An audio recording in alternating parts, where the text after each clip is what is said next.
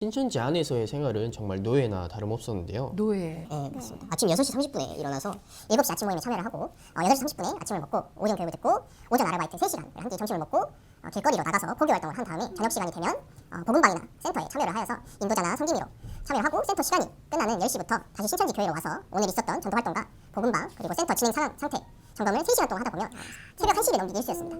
잠을 자는 시간도 4시간밖에 되지 않았고 특히 예배 드리는 날인 수요일이나 주일에는 예배를 나오지 않는 사람의 집 앞에 잠복을 서면서 언제 나올지도 모르는 그런 사람을 1시간이고 2시간이고 기다리는 게 일상이 되었습니다. 이단 사이다. 이단 사이다 광주 이단 상담소 이문기 소장님과 함께합니다. 안녕하세요. 네, 안녕하세요. 네. 그리고 오늘 이단 사이다 지난 시간에 이어 이단 신천지에 빠졌다가 회심한 허지훈 형제님을 만나봅니다. 안녕하세요. 네, 안녕하세요. 네. 지난 시간에 허지훈 형제님이 신천지에 빠지는 과정을 알려줬어요. 소장님 정리를 다시 한번 조금 해주실까요? 네, 그 재훈 형제님이 전대 후문을 걷고 있는데 설문지를 해달라는 부탁을 받고 그 게임에 넘어가서 설문지에 응대해줬죠. 그날 저녁에 카톡으로 감사한 마음을 담아 선물을 주려고 하니 카페에서 만나자는 말에 또 한 번 넘어갑니다. 그래서 그 다음날 약속 장소에 나갔어요. 동행한 20대 후반의 여성이 자신을 심리학 전공자로 소개하면서 심리검사로 성격을 알 수 있다고 제안을 하게 됩니다. 우리 지훈 형제는 호기심이 많아요. 그래서 테스트에 임하게 됐고 성격의 단점을 보완하기 위해서 인문학을 공부한다는 말에 속아 결국 성경 공부까지 하게 됐다는 이야기를 전해드렸습니다. 성경 공부는 복음방과 센터 단계가 있지 않습니까? 형제님은 복음방은 어느 정도 누구랑 한 거예요? 저는 그 심리학 전공자라고 소개를 한 상담사와 2개월 정도 했습니다. 카페를 돌아다니면서 성경 공부를 했어요. 복음방 장소로 카페를 선호하는 건가요, 소장님? 코로나 사태로 광주시가 확보한 신천지 명단이 26,833명이고 네. 교육생은 5,003명입니다. 아, 네. 5,000명 정도면 지방 중도소시에 있는 대학 전체 학생 네. 규모와 맞먹는 엄청나죠. 네. 그런 숫자죠. 이 많은 교육생을 모아서 교육할 장소가 마땅치 않다는 겁니다. 다른 이유는 복음방 단계는 아직 신천지 사상으로 물들지 않은 때입니다. 이때 학교나 학원처럼 모아서 교육을 하면 신천지 성경 공부임을 알게 된 그 교육생들이 다른 교육생들에게 이 사실을 알려주기 때문에 신천지 입장에서는 이 부분을 차단을 하고 싶어 하거든요. 네. 그래서 1대1, 2대1, 3대1, 4, 5대1 이런 소그룹 형태를 선호할 수밖에 없죠. 그리고 비싼 임대료를 주고 건물을 얻어놨는데 신천지 교육 장소임이 알려지게 되면 교육생들이 떨어져 나가게 되는 손해가 생기기 때문에 카페나 스터디룸을 이용할 수밖에 없습니다. 네. 그런데 카페나 스터디룸에서 성경 공부를 하게 되면 주인이나 종업원의 눈치도 보이고 또 주변 사람들을 의식할 수밖에 없어서 불편할 텐데요. 그래서 신천지는 그 신천지 신도들이 운영하는 카페를 이용하거나 스터디룸을 만들어서 이용을 하고 있죠. 네. 요즘 사회적 기업 지원 사업이 있기 때문에 신천지 신도들이 스터디룸, 심리상담소, 카페 등을 국가로부터 지원을 받아서 창업을 하기도 합니다. 한마디로 그 신천지 신도들이 포교 목적으로 카페, 스터디룸, 상담센터 등을 만들고 그것을 이용하는 겁니다. 그러면 주변의 눈치를 볼 이유가 없죠. 그래요. 지훈 형제는 어때요? 주로 어느 카페를 이용했나요? 일반 카페였나요? 아니면 신천지 신도들이 운영하는 카페였나요? 예, 저는 복음방을 할 때 일반 카페에서 했었어요. 이제 신천지인들이 운영하는 카페를 이용하기에는 교육생들 수가 너무나도 많기 때문에 경쟁률이 네. 굉장히 치열합니다. 그래서 그런 카페들은 주로 대학부 신도들이 이용을 했고요. 저는 칸막이가 쳐져 있는 카페 또는 스터디 카페에서 복음방 교육을 받았어요. 네. 신천지인들은 자신의 정보가 남한테 보이는 것을 극도로 꺼려하기 때문에 남들이 보지 못하는 장소에서 했었습니다. 네. 상담사가 가르쳐준 성경의 내용들이 주로 어떤 것들이었나요?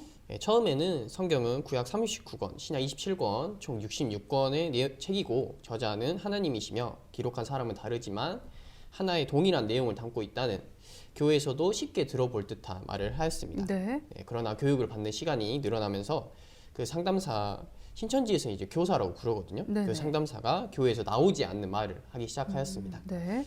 성경에는 시대마다 노아, 아브라함, 모세, 예수님 같은 구원자가 있다. 마태복음 13장을 소개하면서 성경은 비유로 감추어져 있고 우리가 하나님의 뜻을 알려면 이 비유를 해석할 줄 알아야 한다. 라는 말을 하였고 네. 저는 성경에 이런 말씀도 있었구나 라고 신기해하면서 더 교육에 흥미를 가지게 되었습니다. 복음반 교육의 특징은 처음에는 일반 교회의 교리를 가지며 이야기를 하다가 시간이 지나면 일반 교회의 교리에 신천지의 교리를 섞어 교육의 이상함을 느끼지 못하게 하는 것입니다. 네, 그래요. 복음반 교육이 끝나면 상담사가 센터 과정으로 추천해주고 면접까지 보는 걸로 알고 있는데 주로 어떤 것들을 물어보나요? 면접을 할 때 교사와 인도자와 같이 면접을 보게 됩니다. 신천지 전도사가 다짐서라면서 자신의 신산 정보와 수업에 빠지지 않겠다는 다짐을 작성하게 합니다. 그리고 신천지 전도사가 이곳이 이단이라고 사람들이 손가락질하는 곳인데 그런데도 불구하고 다닐 거냐라고 말을 하게 됩니다. 네네. 하지만 교사와 인도자가 자신은 그래도 다니겠다라는 분위기를 옆에서 조성을 하기 때문에 대부분의 인원들이 그래도 다니겠다라고 말을 하게 됩니다. 그래요. 이단이라는 말을 그때 하기는 하는군요. 네, 그렇습니다. 네. 소장님 예전에 센터 과정이 무료 성경 신학원이라고 그렇게 불렸잖아요. 네, 그렇죠. 요즘은 수강료가 있나요? 네, 임대료, 전기세, 수강료 명목으로 월 1만 원씩 총 7만 원을 걷습니다. 3학기제라고 해서 2만 5천 원씩 총 7만 5천 원을 걷는 경우도 있습니다. 네네. 최근에는 인상돼서 9만 원, 10만 원까지 걷는다는 이런 제보도 그렇군요. 있습니다. 네. 형제님에게 조금 물어보겠습니다. 센터 수업을 듣기 위해서 몇 시까지 가야 하고 수업 시작 전에는 뭘 하신 거예요?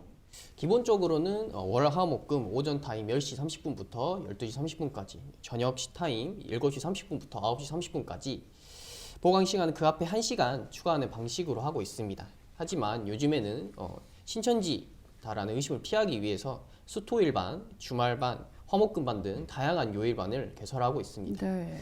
그럼 보충 후에는 어떻게 하고 센터에서는 주로 어떤 성경 교육을 몇 시까지 받는 거예요?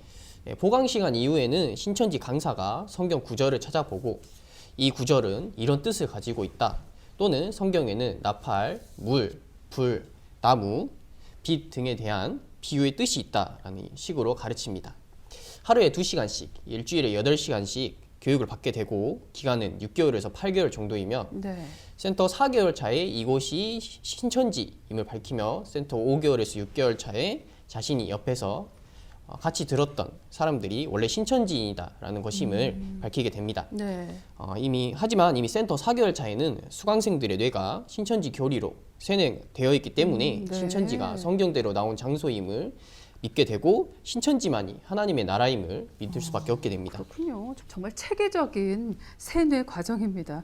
보통 성경 공부 과정이 6개월에서 8개월이면 부모님이 의심을 할 수도 있는 그런 기간인데 지훈 형제님은 어떻게 속이고 다녔어요? 이제 신천지에서는 센터 기간 때 부모님에게 들키지 않게 생활 컨셉을 짜라고 지시를 합니다. 네. 대부분의 청년들이 공부를 한다고 하거나 친구들이랑 정기적 약속을 잡았다 하면 부모님들이 의심을 안 하시기 때문에 네. 저는 오전에 도서관 간다고 말을 하면서 네. 그 센터 오전 시간을 들으러 갔습니다. 그 안타까운 것은 그 부모님들이 자식을 믿지 않습니까? 그렇죠. 그래서 학교에서 공부하고 온다 또는 스터디하고 온다고 하면 쉽게 믿어버리시죠. 그렇죠. 당연히 그런 네, 줄 그렇죠. 알겠죠. 네. 이 부분을 놓쳐버리지 않기 위해서는 미리 신천지의 그 접근 과정 그리고 친분관계 형성 과정, 성경 공부 순으로 이루어지는 그 신천지의 전도 방법과 성경 공부를 하기 위해 부모와 가족에게 거짓말을 하게 한다는 멘트를 사용한다. 이런 네. 부분이 신천지의 특성이다. 그리고 성경 공부 내용과 잘못된 점을 알고 있다면 충분히 예방할 수 있는 부분입니다. 그래요. 그럼 부모님은 그 형제님이 신천지 성경 공부를 한다는 사실을 언제 알게 되신 거예요? 센터에서는 교육대에 적는 노트를 절대 집으로 가지고 가지 못하게 하거든요. 그런데 센터 3개월 차에 제가 실수로 신천지 교리를 다른 노트에 필사를 하고 이제 그대로 집으로 가져가는 일이 있었습니다. 그때 저희 어머니가 청소를 하시면서 우연히 제 가방을 보다가 네. 그 노트를 발견을 하고 저에게 추궁을 하기 시작했습니다. 그래요. 이때 네. 그 추궁을 하는 것이 아니라 먼저 신천지 자료를 사진, 카메라로 찍고 영상으로 또는 찍습니다. 그리고 상담소로 연락을 주셔서 자녀의 상황을 설명해 주시고 상담소의 조언도 함께 네. 이렇게 들어서 어떻게 행동하시는 것이 좋을까 이런 방법들을 생각하시는 게 가장 효과적입니다. 근데 아무래도 처음 겪으시는 거니까 그렇죠. 이런 방법들이 생각이 안 나실 거예요. 네, 이걸 꼭 기억을 하실 필요가 있죠. 그래요. 신천지 공부한다는 걸 아신 부모님이 완전히 형제님이 신천지 신도가 됐다는 건 어떻게 확신을 하신 거예요? 그때 이후로 부모님이 저를 계속 의심하셨어요. 네. 저는 그런데도 꿋꿋이 센터 다니게 되었고 네. 센터 교육과정 마치고 신천지에 막 입교를 하였을 때 부모님과 저의 갈등이 극에 달하게 되었습니다. 그래서 결국에는 제가 부모님께 이실직고를 하게 네. 되었습니다. 부모님이 신천지에 다니지 말라라고 분명히 말을 했을 겁니다. 네, 그런데 어떻게 하셨어요? 부모님에게 발각이 되었을 때 다 네. 매뉴얼이 있습니다.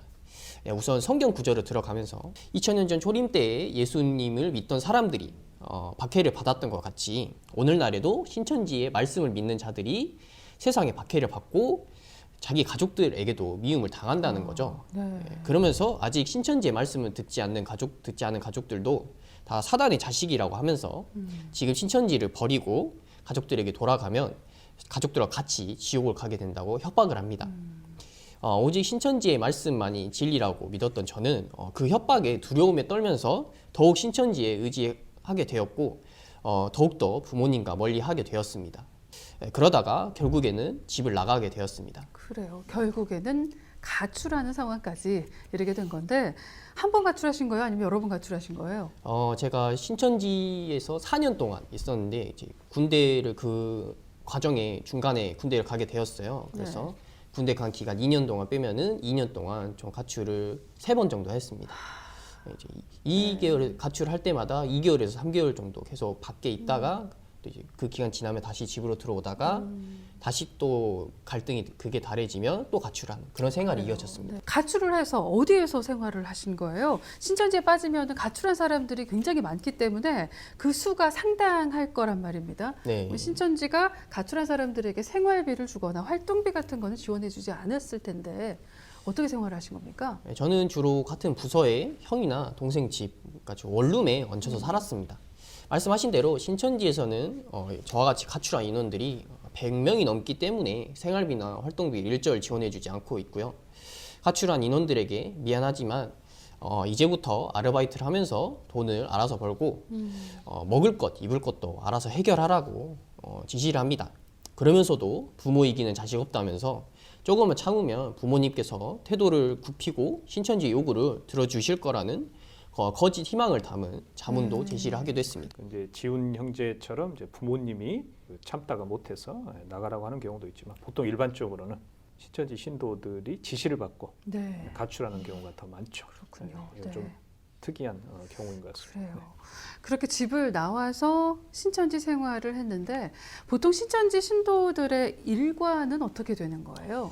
네, 신천지 안에서의 생활은 정말 노예나 다름없었는데요. 노예. 네, 맞습니다. 아침 6시 30분에 일어나서 7시 아침 모임에 참여를 하고 8시 30분에 아침을 먹고 오전 교육을 듣고 오전 아르바이트 3시간을 한 뒤 점심을 먹고 길거리로 나가서 포교 활동을 한 다음에 저녁 시간이 되면 복음방이나 센터에 참여를 하여서 인도자나 성기미로 참여를 하고 센터 시간이 끝나는 10시부터 다시 신천지 교회로 와서 오늘 있었던 전도 활동과 복음방 그리고 센터 진행 상태 점검을 3시간 동안 하다 보면 새벽 1시를 넘기기 일쑤였습니다. 예, 잠을 자는 시간도 4시간밖에 되지 않았고 특히 예배 드리는 날인 수요일이나 주일에는 예배를 나오지 않는 사람의 집 앞에 잠복을 서면서 언제 나올지도 모르는 그런 사람을 1시간이고 2시간이고 기다리는 게 일상이 되었습니다. 잠복까지 서셨어요? 네, 그렇습니다. 아니, 신천지에 있을 때 주로 어떤 보직을 맡아서 활동을 했길래 그런 일까지 하신 거예요? 예, 저는 신천지 섭외부 사명자를 맡았는데요. 예, 전도는 신천지 교육을 듣지 않은 사람들을 신천지로 끌어들이는 역할을 한다면 네. 섭외부는 신천지로 입교한 인원들을 다시 나가지 못하게 하는 그런 역할을 합니다. 네. 먼저 부모님이 언제 너희들을 납치 감금해서 개종교육을 할지 모른다며 전화기에 위치 추적 어플을 깔라고 지시를 하였고 네. 신천지에서 실종 신고를 하기 위해 본인이 실종이 되었을 때 신천지에서 실종 신고를 할 수 있는 방법으로 신변보호 요청서와 위임장을 작성하게 했습니다. 네. 신변 보호 요청서와 위임장 이 부분에 대한 좀 추가 설명이 필요할 것 같은데요, 소장님. 그 신천지 신도들이 가족이 아니잖아요. 제3자이기 때문에 그 신변의 보호를 가족들에게 맡기는 게 아니고 네. 신천지 신도들에게 맡긴다는 내용으로 작성을 하게 됐죠. 실종 신고는 보통 부모님이 하시는 거잖아요. 그렇죠. 가족과 네. 이제 부모님들이 하는데 네. 그 신변에 대한 보호라고 하는 것이 이 부모님들이 자신을 강제로 데리고 가서 교육을 한다. 그걸 신천지는 강제 개종 교육이라고 그러거든요. 그런 교육을 하는 것을 나는 원하지 않는다. 그래서 내 신변을 보호해 달라라고 하는 부모로부터 가족으로부터 보호해 달라고 하는 내용으로 작성을 하고 그 신변을 위임하는 거예요. 네, 오히려 반대가 돼야 될 것 같은데. 신천지 신도들에게 위임하는 거죠. 네. 오히려 부모님은 신천지 신도들이 자기 아들이나 딸을 데리고 갔다라고 생각을 해서 실종 신고를 하게 되는데 신천지 측에서는 오히려 부모님이 이 아들 딸들을 데리고 갔다라는 그런 이게 의미거든요. 이제 헌법 제20조 신고가. 1항의 종교의 자유 이 법을 잘 악용해서 이 친구가 지금 신천지를 믿고자 하는데 당신이 가족일지라도 그 종교를 제약하는 것은 잘못된 것이다. 이렇게 네. 접근하는 거예요. 그래요. 그리고 또 어떤 일을 하신 거예요? 추가적으로 부모님에게 신천지에 다니는 사실이 들키지 않기 위해 청년들이 신천지 자료를 가져가는지 날마다 검사를 하였고 모든 청년들에게 가방이나 휴대전화 관리를 철저하게 했습니다. 또한 부모님을 절대로 믿지 말라면서 부모님이 하는 모든 말과 행동을 신천지에 먼저 보고를 하고 그 이후에 지시한 대로만 하라고 하였습니다. 한마디로 저는 신천지에 다니는 청년들을 인격체로 아닌 신천지의 말에만 따르는 로봇으로 만드는 역할을 하였습니다. 그래요. 단지 우리 지훈 형제가 말한 업무만 하는 게 아니고 네. 이 친구들이 상담소 상담사를 미행하거나 가족들을 또 협박을 합니다. 그 관심 대상 가족들이 있어요. 신천지 관리 대상인데 그 관리 대상 가족들이 이 상담을 받지 못하도록 신천지 섭외부에서 가서 협상을 하는 거예요. 부모님. 네, 네. 부모님과 협상을 할 때 협박을 하기도 하죠. 네, 그런 형태도 병행을 하고 있고요. 또 경찰서에 다니면서 수사관들을 직무유기로 고발하겠다고 위협을 가합니다. 이때는 이제 상담이 들어간 상황이에요. 그래서 실종 신고가 되어 있는 이때에 가서 그런 압력을 가하는 거죠. 그래서 그래요. 직무유기로 고발하겠다라고 하는 이런 좋지 않는 일을 도맡아서 하는 그런 부서가 섭외부입니다. 그렇군요. 아니 미행, 협박, 고발하겠다는 위협까지 하고 형제님 외모는 정말 착하게 생기셨잖아요. 이런 일들을 어떻게 하신 거예요? 일단 신천지에서는 그 섭외부 사명자를 뽑기 전에 이 섭외부 사명자들에게 정신교육을 먼저 실시를 합니다. 네.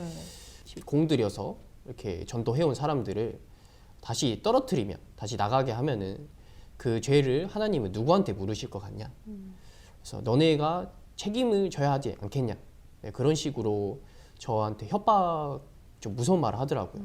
그래서 저도 제가 먼저 살고자 하는 그런 마음으로 이런 좀 위험한 행동들을 많이 한 것 같습니다. 지금 생각해 보면 정말 죄송스럽고 정말 반성하는 생각을 가지고 있습니다. 안타까운 일입니다.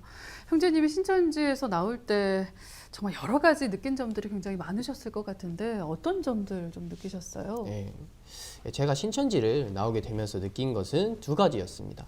첫 번째로는 세상에 이유 없는 호의는 없다는 것이었는데요. 신천지에서 나온 많은 사람들이 자기가 신천지에 빠지게 된 것이 바로 옆에 있는 신천지 사람들이 정말로 잘해주었기 때문이라고 고백을 합니다. 네. 저도 옆에 있는 사람들에게 정말로 많은 호의를 받았습니다.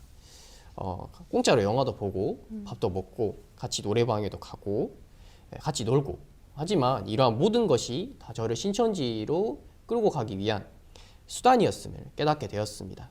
그래서 여러분들도 혹시 자신에게 친하지도 않은데 마냥 잘해주는 사람이 있다라고 하면은 혹시 그 사람이 신천지인이 아닌지 의심해 볼 필요가 있다라고 저는 네. 생각을 합니다. 두 번째는 신천지가 이 교육 받는 것을 아무한테도 이야기하지 말라는 말을 했을 때 느꼈습니다. 상식적으로 생각해 보면 정말로 이 교육이 하나님의 말씀이고 유익한 말씀이라면 제가 이 교육을 받는다는 사실을 남한테 알리든지 알리지 않든지 상관없는 일이지 않을까요? 하지만 신천지는 이유도 없이 아니면 주위 사람들을 믿으면 안 된다고 하면서 알리지 말라고 입막음을 시킵니다. 다른 사람들에게 말하지 말라는 말을 들었다면 신천지 교육이 확실하다는 것임을 여러분들 알아주시길 바랍니다. 그래요. 노예 같았던 그 이전의 생활이 신천지에서 나오고 난 뒤에는 어떻게 바뀌었나요? 일단은 신앙이라는 것 자체가 신천지에서는 너무나도 힘듦의 연속이었어요. 뭔가 구원을 받으려면 뭔가 엄청 열심히 해야 되고 계속 말씀을 들어야 되고 계속 시험을 봐야 되고 그리고 위에서 지시하는 모든 것을 다 따라야 되고 하지만 이제 나오게 되면서 신앙이라는 것이 내가 하나님이 그리고 예수님이 나의 그리스도, 나의 구세주라는 것을 믿기만 한다면 구원을 받는 것이다 라는 그런 정확한 진리를 깨닫게 되면서 더욱더 하나님께 감사함을 먼저 느끼게 되었고요. 네. 오히려 이제 좀 더 그 구속에서 좀 해방이 된 것 같아요. 뭔가 의무감에서 해방이 되었다라고 생각을 하면서 너무나도 자유로운 그런 생활을 누리고 있습니다. 그래요. 일단 신천지에서 나오면서 많은 것을 우리 형제님이 느끼신 것 같습니다. 소장님도 끝으로 신천지에 피해를 입지 않기 위해서 한 말씀 해주실까요? 신천지로부터 피해를 입지 않는 가장 좋은 방법은 예방이죠. 신천지 관련 프로그램들을 가족들과 꼭 함께 시청하셔서 그 신천지에 대한 공부를 많이 해주셔서 피해를 입지 않도록 부탁 말씀 다시 한번 드립니다. 네, 이단 사이다 오늘은 이단 신천지에 빠졌다가 회심한 형제님을 통해서 이단 신천지에 관한 얘기를 이렇게 들어봤습니다. 오늘 말씀은 여기까지 듣겠습니다. 함께해 주신 두 분 고맙습니다. 감사합니다. 감사합니다. 지금까지 이단 신천지에 빠졌다가 회심한 허지훈 형제님과 광주 이단 상담소 이문기 소장님이었습니다. 이단 사이다.